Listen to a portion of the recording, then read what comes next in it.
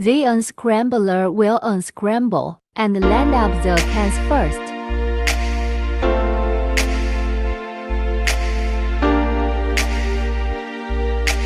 The powder auger filling machine will fill the powder into the cans.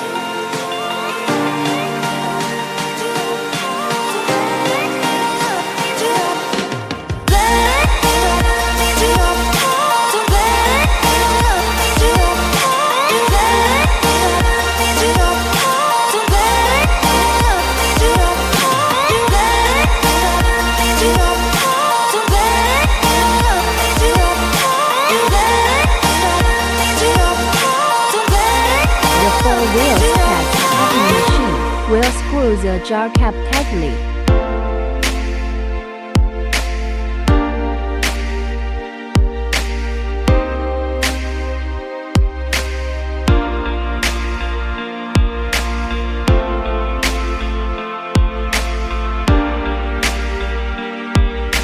The round bottle labeling machine sticks labels on the can body.